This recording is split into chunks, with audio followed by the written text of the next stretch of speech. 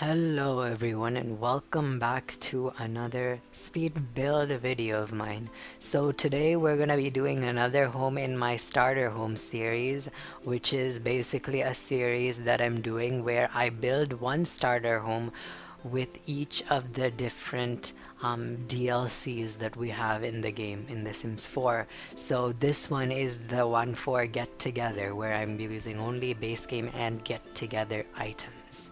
So that is what we have here. So obviously with Get Together we have got the Tudor style. So um, I tried to embody that as much as possible through this build, and I also tried to use as much Get Together as possible, even if Get Together wasn't the most expensive expansion we could have used.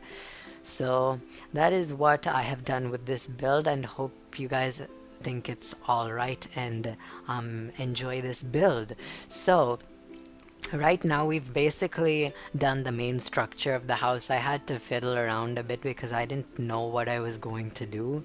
Like at first we have this glass roof area. I actually do keep the glass roof in the end, except it's like an exterior glass roof, if that makes any sense. There's no room underneath it, that's what I mean.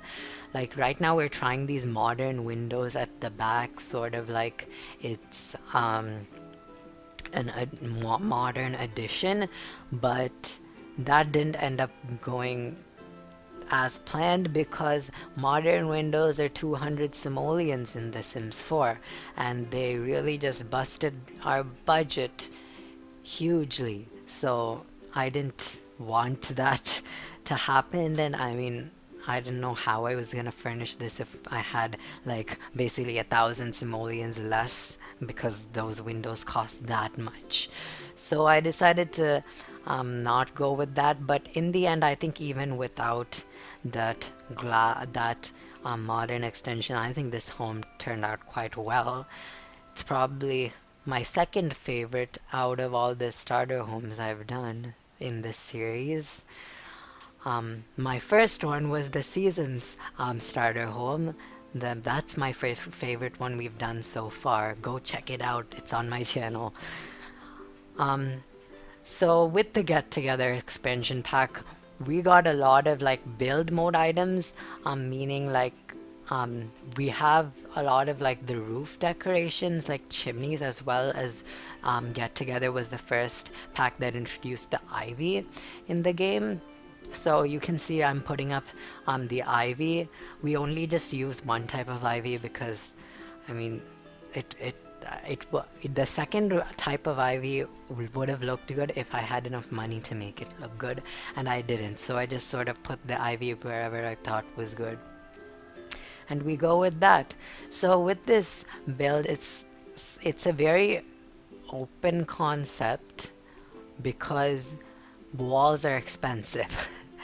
So it's got like a studio, the upstairs whole, there's like no bedroom. It's just like an upstairs loft sort of area, except it's not a loft because it's not, I'm looking down.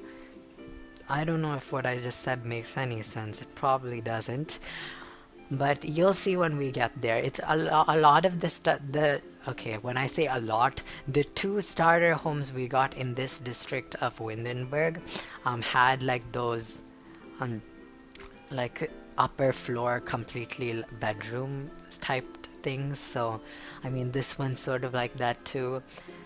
You'll see when I get there. So right now we're just doing the kitchen. So the kitchen is in this little nook beside the stairs. While I'm furnishing it right now, I don't put in a stove because I completely forgot, but don't worry, we come back and put in a stove after that, and we fix up the counter arrangements. And in terms of the sofa, we go with this sofa, which is just from the base game, and that chair from the base game as well. Like halfway through the build, I do change it for a more expensive one, but in the end we didn't have enough money to do landscaping because I put that expensive sofa in, so I decided to just put this one back in. And up here we have the bathroom up here as well, and basically the rest of the room is just a is just the bedroom. It's a very oddly shaped like upper floor in the end because of the fact that I needed to squeeze this bathroom in somehow.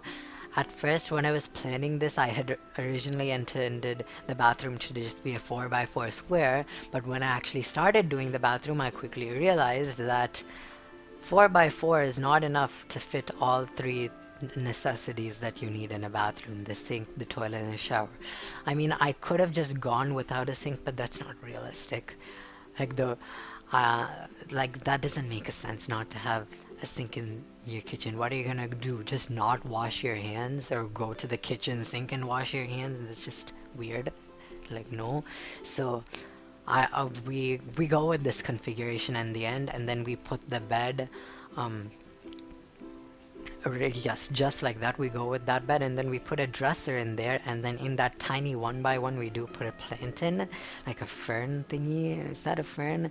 This one, yeah. And then we just put in some posters in. Like I said, like I was conserving my money, and in the end we do a bunch of stuff. Like we come back in here and like get rid of a bunch of stuff, and then we like also add in a bunch of stuff, but we'll get to that later on. And in terms of that, I mean, that's basically the build. We're just, oh, for the dining table. So we got this games table with Get Together. Not this one. This is just a normal dining table.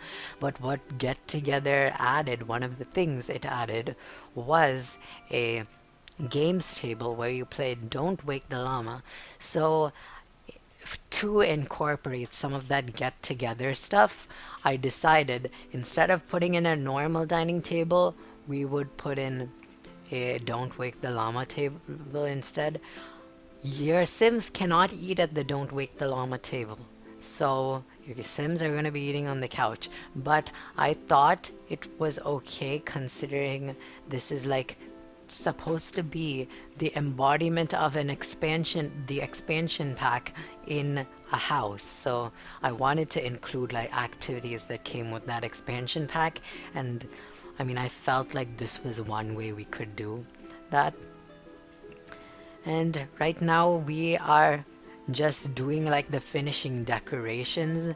I go back and forth a lot with the decorations. Like when I start doing the landscaping, I come back in here and then I'm like deleting a bunch of decorations that I don't feel are necessary, and then I come back in and add those decorations back in because somehow I got the money again. And it was an interesting process. I did take quite a long time on this because of that.